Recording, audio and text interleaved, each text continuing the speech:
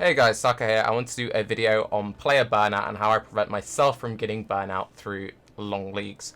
I'm one of those guys who likes to play leagues through to the end. This is especially important when I'm streaming, and especially important if you are a hardcore player. Now I'll be giving tips to both hardcore and softcore players alike, so just, pick and choose.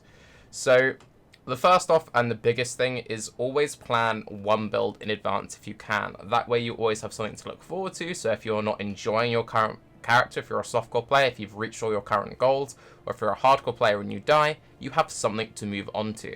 So for example, I'm already planning ahead for league starts for the next league with the whole fire and overmind thing, and it's a case of it's something that I can slowly think about, pick up new ideas and work towards it. This is very, very crucial if you want to be someone who plays all the way through a league. Now, even if you only plan on playing just one or two characters in the league, the next big thing is having realistic goals. This is something that I'm often quite easy to fall into the trap of, and also to previous video, I'm one of those players who burns out very easily. So if I've had to develop ways to stop me from burning out in games, I only ever play World of Warcraft and PoE. Those are my main games. I sometimes have side projects, but those are two games which reward long-term investment and not getting burnt out. So realistic goals. This is important for any game you plan on playing for a long time. For example, I'm someone who has done very little boss killing and hasn't done Atlas. So would a realistic goal for this Corsair character be to kill Shaper? Well, no, it's a Corsair character, so obviously not.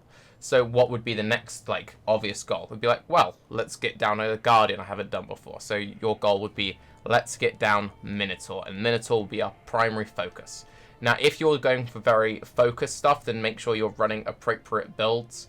If you're playing, super budget MF Corsair, then you're not playing a boss farmer.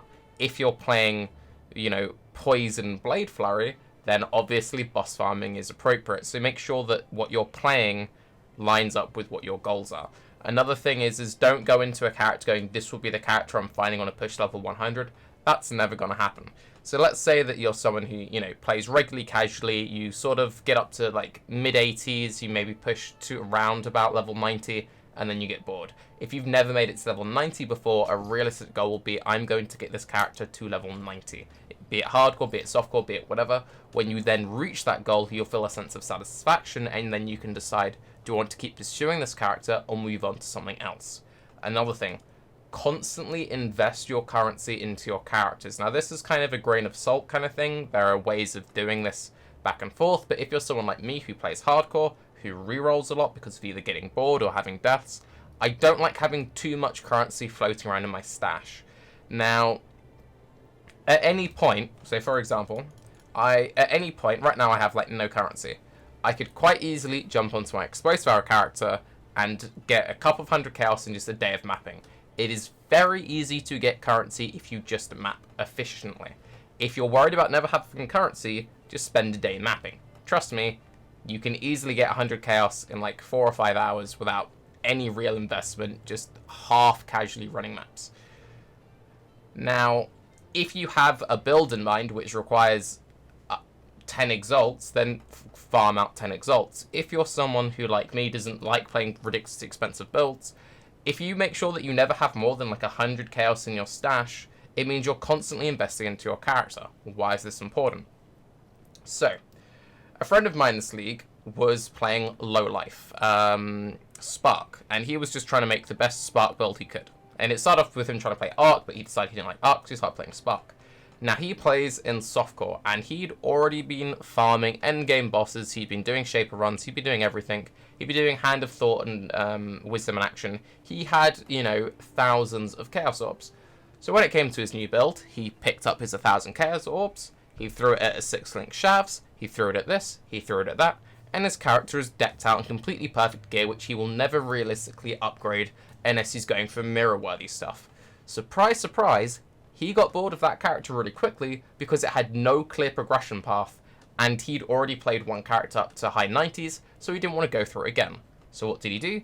He stopped playing Path of Exile. Now, this is less of an issue in hardcore because, generally speaking, people play their characters until they die, in which case they've lost most of their wealth and they don't have this clean, just take off this, put onto this. But it's something that I've known for myself. when I have a character where I'm having to do stuff on a budget, like right now I'm collecting CI gear, and I've got some like decent pieces together, I've got a few things going on, and I'm doing it piece by piece. So it's a case of like, build up 30-40 chaos, take that, throw it into decent jewelry. Now, if you spend 40 chaos on, 2 rings and an amulet, you can buy like, 10 to 15 C pieces. Those are going to be pretty decent pieces. Those will be good enough pieces. That then gives you a goal that later on, when you're in the high 80s, the high 90s or whatever, where you can be like, okay, so to give you an example, on my Explosive Arrow character, when it got to about level 87-ish, I started getting bored of the character, because Explosive Arrow is a build I've played a lot of in the past, and I was getting kind of bored, and I stopped playing it close to level 90. So what I did on that character was, okay, one of my rings was kind of weak, so I would say my goal is to get 50 chaos. Once I got the 50 chaos, I would go and I'd invest that into my ring, and then, okay, we've done that.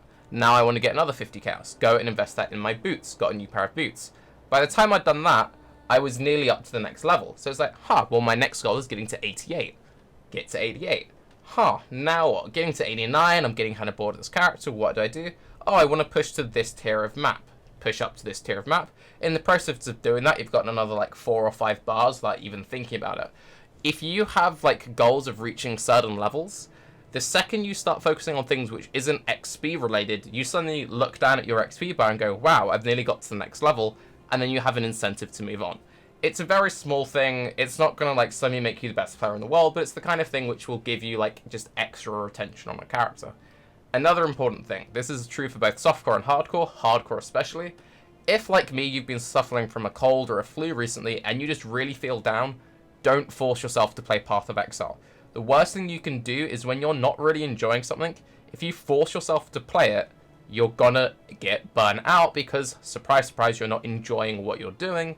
And then it's like, I really cannot be bothered to go and sit and farm Dried Lake. Like, this character's been parked. Like, I just got to the Dried Lake farm session. I've been feeling really ill. Do I want to farm Dried Lake when I'm feeling really ill? No, Dried Lake is boring as all hell. So what did?